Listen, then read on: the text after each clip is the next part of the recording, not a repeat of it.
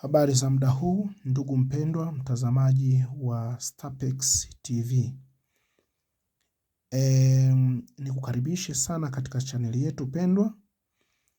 Kama ni mara yako ya kwanza, basi nikuombe usisahau kusubscribe, kushare, kulike na pia kucomment, ili kusudi uwe wa kwanza kuweza kuzipata video tena nyingine nitakazokuwa ninaziweka katika channel hii.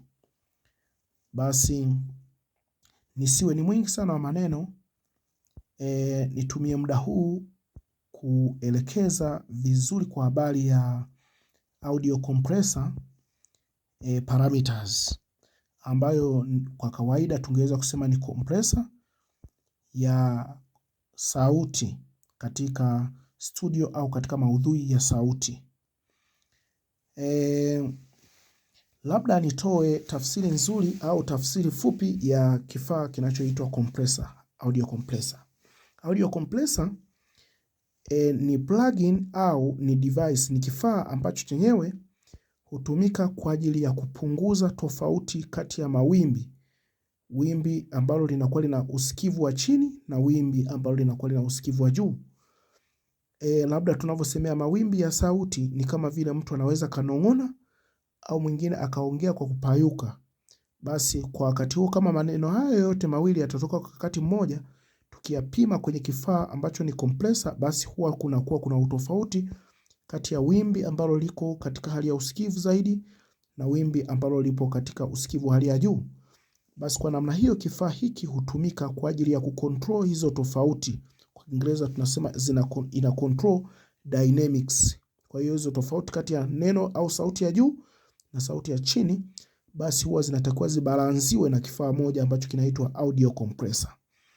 Sasa kifaa hiki huwa kinatumika katika nyadhifa mbalimbali, katika nyadhifa za uandaaji wa muziki au uandaaji wa maudhui ya sauti. Hiki kifaa hiki chenyewe muda mwingi sana huwa kinatumika katika digital audio working station, ambazo hizi digital audio working station au ni DAW tunasema ni Cubase, inaweza ikawa ni FL, GarageBand, inaweza ikawa ni Logic Pro Tool na digital audio working station zingine nyingi kama Studio One na kadhalika. Lakini hiki kifaa hiki kina matumizi mazuri sana kama endapo utaweza kuzitumia vizuri hivi vigezo vyake ambavyo tunasema ni parameters. Kitakusaidia, lakini kama endapo kikosea tu, lazima utapata matokeo ambayo ni mabovu. Basi leo hii nimeamua kuchora mchoro huu ambao unauona hapa mbele yako, ambao moja kwa moja unaonyesha sehemu kuu za hii compressor. Lengo nimechora hivyo ili kusudi niweze kuonyesha tu uhalisia kwamba ni maeneo yapi ambayo yanatakiwa yazingatiwe hasa unapokuwa unatumia hiki kifaa. Basi nitaenda moja kwa moja kuelezea maeneo yake.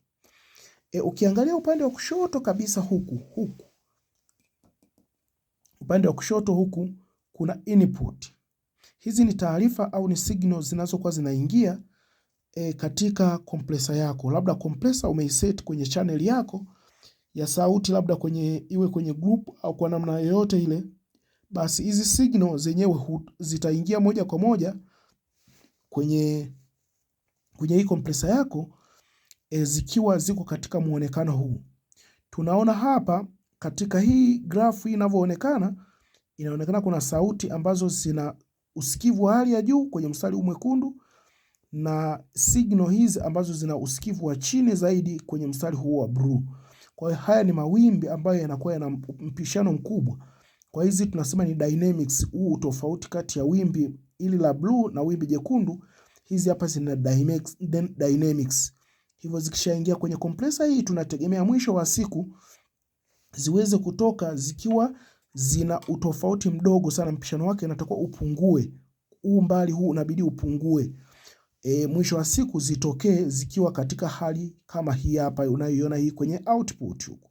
Nitakuwa zitokee zikiwa zina difference ambayo inakuwa ni ndogo tofauti yao.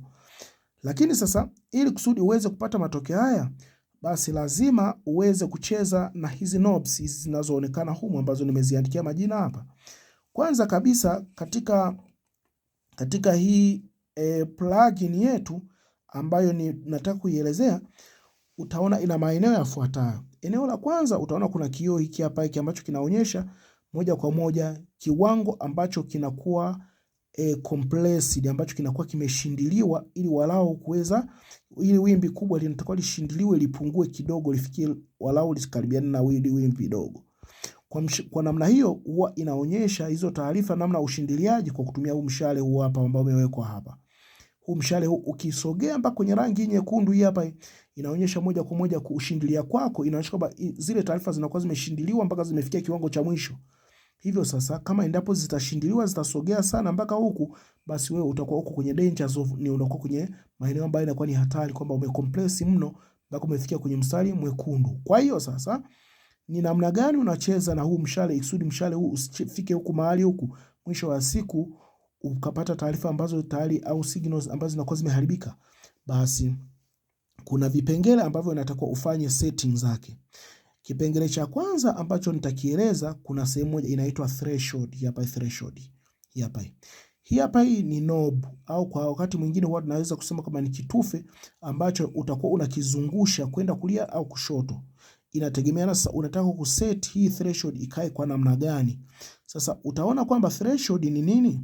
Threshold ni kiwango au level ambacho compressor inaanza kufanya kazi katika signal. Kwa mfano tunaweza kusema kwamba, kwa mfano rahisi tungeweza kusema kwamba labda katika gate unataka uweke getini mlinzi aweze kulinda, basi lazima umwekee mipaka kwamba anatakiwa aazie hapa, kwamba kama kuna eneo ambalo mwizi hatakiwi kuingia, akishaingia tu moja kwa moja katika hilo geti, moja kwa moja mlinzi anatakiwa aonyeshe mashambulizi. Basi geti ndo hiyo ndo threshold, kwamba threshold ndipo sasa taarifa zako sasa au zile signals zikisha ingia tu moja kwa moja zinatakiwa zisivuke kile kiwango ambacho kinaitwa ni kizingiti au threshold kwa kawaida. Basi hizo taarifa zikivuka tu kwenye hilo geti moja kwa moja, tafsiri yake lazima kuna kuwepo na mashambulizi ambayo yanatakiwa yafanywe kwenye dhidi ya hizo taarifa na hii compressor. Kwa hiyo compressor ina kipengele kimoja ambacho kinaitwa gate au ni sehemu ambapo mlinzi anakaa kwa ajili ya kufanya mashambulizi kama endapo mwizi ataingia. Sasa tuchukulie sasa mwizi ndio signal ambazo zinatakiwa ziingie katika hiyo compressor. Sasa hiyo tunasema ni kiwango tu hicho ambacho tunasema kwamba ambacho compressor inaanza kufanya kazi katika signal. Lakini pia kuna kipengele moja ambacho kinaitwa ratio kipengele, au kwa wakati mwingine tunasema ni parameter kwa Kiingereza. Hiki kipengele hiki ambacho ni ratio tunasema ni uwiano. Sasa uwiano huo ni upi? Tunasema kwamba hiyo ratio inaonyesha compressor kwamba inapunguza kiasi gani cha signal kinachozidi threshold. Sasa hebu fikiria, kwa mfano kama vile umemweka mlinzi pale mlangoni, kwamba huyu anaona kwamba kuna mtu tayari ameshaingiza mguu tayari. Sasa lazima awekewe kiwango kwamba sasa huyo mtu kama ameshaingia na mguu tayari, ameshaingia kwenye geti, basi apewe adhabu nzito kwa kiwango kipi? Je, mlinzi amkamate tu na mkono au aweze kumkata na panga au amfanyie nini? Basi adhabu ile, kwa ukali wa ile adhabu ambayo inatakuwa itolewe, basi ndio inaitwa ratio. Huo ni mfano tu wa kawaida, lakini ratio yenyewe hudhibiti taarifa katika compressor yetu. Ratio yenyewe huwa inadhibiti taarifa kwamba inatakiwa kiwango kipi cha taarifa zile ambazo zimeingia mule, kama zimezidi ile threshold, basi zinatakiwa zipunguzwe kwa kiwango gani. Lakini pia kuna kitu moja kinaitwa attack. Kuna kitu kinachoitwa attack hapa kwenye hii mchoro wetu kuna attack. Hapa attack yenyewe ni muda ambao compressor huchukua kuanza kufanya kazi baada ya signal kuvuka threshold. Labda ni waonyeshe hapa mfano mwepesi zaidi. Kwa hapa utaona kwamba kwenye issue ya attack yenyewe ni muda ambapo ile compressor inatakiwa ifanye kazi kwenye zile signal. Sasa angalia hizi signal zimeshaingia tu kwenye compressor. Zikishaingia signal hizi hapa zinakuwa na mawimbi kwa namna hii, basi tunakuja kuangalia kwenye attack yetu ni nini. First attack, kwamba moja kwa moja hizi signal zinavyoingia tu huyu askari anavamia haraka haraka, basi nyundo inatua haraka haraka tu, yani kitendo cha tit for tat, matokeo yanatokea kama endapo ni fast attack.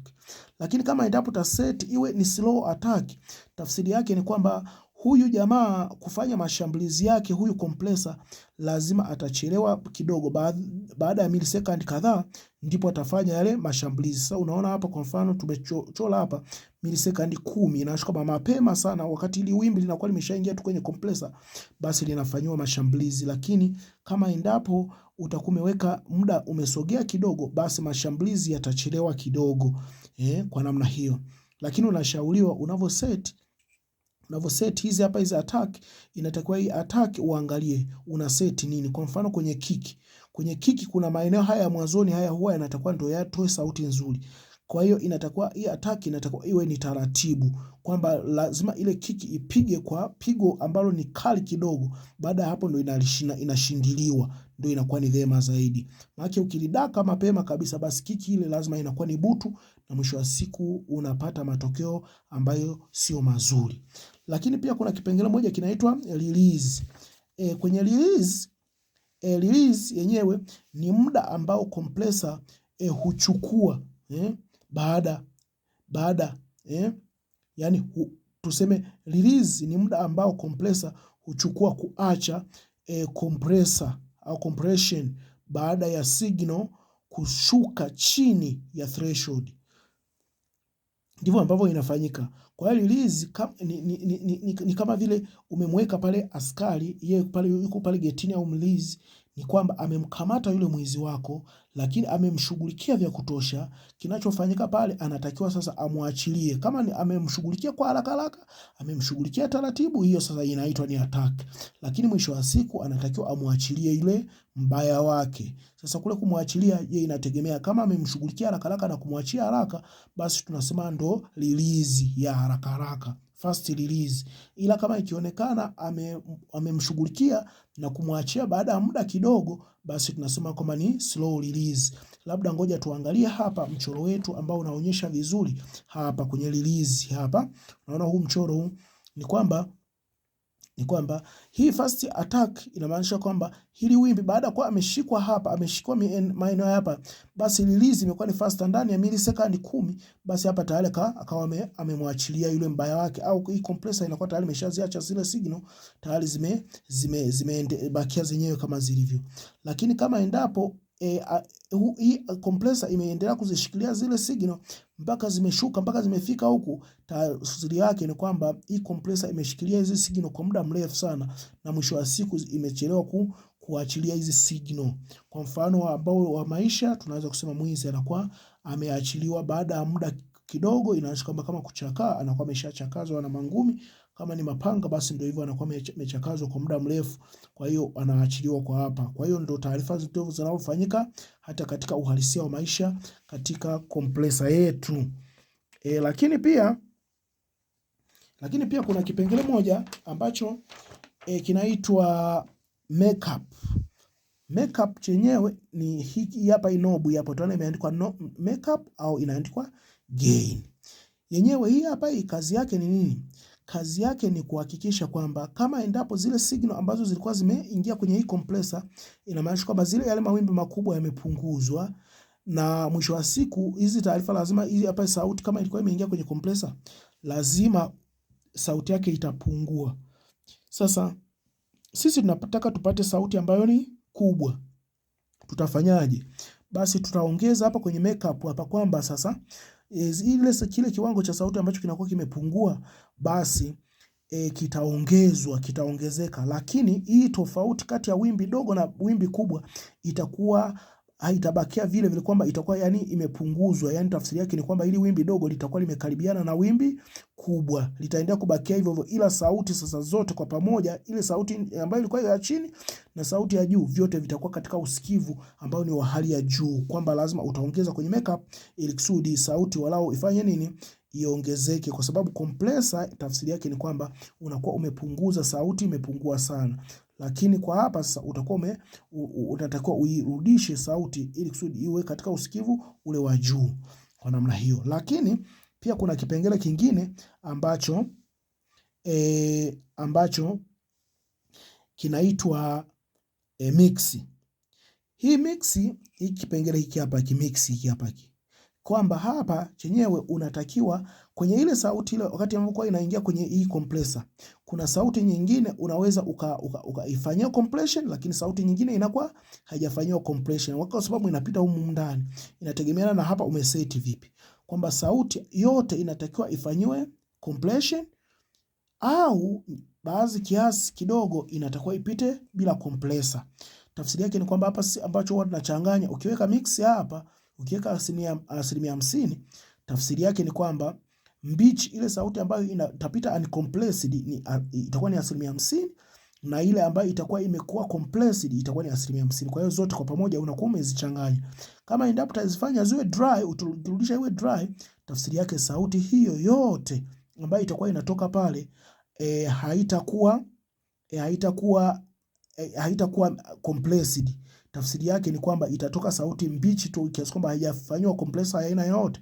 Lakini ukiweka wet hapa, tafsiri yake ni kwamba sauti hapa yote itakayokuwa inatoka itakuwa ni ile ambayo imefanywa nini? Imefanywa compression kwa namna hiyo. Lakini pia kama endapo itaonekana kwamba wewe unataka itoke sauti ambayo ina mchanganyiko ile tunasema ni parallel compression, basi unahakikisha kwamba walau unaweka 50% ya zile ambazo zinakuwa compressed na 50% na zile ambazo zinakuwa not compressed. Lakini paramita ya mwisho utakuja kuona kwamba kuna kitu kimoja kinaitwa ni. Hili hapa ni goti. Sasa hili hapa ni goti. Lenyewe ni kama vile ukikunja mguu. Ukikunja mguu lazima huwa kuna incha. Lakini ukikunjua kidogo incha yake huwa inapungua. Tafsiri yake ni kwamba yenyewe huamua compression ianze kwa ghafla au taratibu. Sasa kwa namna hiyo nilikuwa labda naweza nikakuonyesha mchoro mwingine kama vile huu hapa huu. Angalia. Hapa igoti hili kwamba kuna goti lenye incha kali na goti ambalo lina incha nene. Kwa hiyo sasa kama endapo utaweka ni kwa sababu yenyewe hii hapa hii knob hapa kuna hard alafu kuna soft. Kama endapo ukinyonga hiki hapa kitufe kikasogea kwenye soft, tafsiri yake ni kwamba compression yako itakapokuwa inatokea itakuwa ni laini kwa namna hiyo, kama soft itakuwa ni laini. Lakini kama endapo utanyonga itakuja kwenye hard tafsiri yake incha yake itakuwa ni kali kwa namna hiyo. Kwa hiyo inategemeana mawimbi yako unataka yaweze kunyongwa na mwisho wa siku au yaweze kuvamiwa na lungu la aina gani au nyundo ya aina gani. Mawimbi hao au sauti yako itatakiwa ivamiwe na compressor ambayo ni ipo kwa ukali zaidi au compressor iwe ni kwa wepesi zaidi. Kwa hiyo huo utakuwa ni uamuzi wako wewe kwamba ufanyeje. Kwa siku ya leo basi ni kukaribishe tu kwamba usisahau kusubscribe katika channel yetu, kulike, pia kucomment, na pia unaweza ukashare kwa ndugu zako na jamaa zako ili kusudi muwe ni wanafunzi wa darasa tena lijalo nitakapokuwa nafundisha tena kipengele kingine. Nikutakie muda mwema na mapumziko mema. Asanteni sana.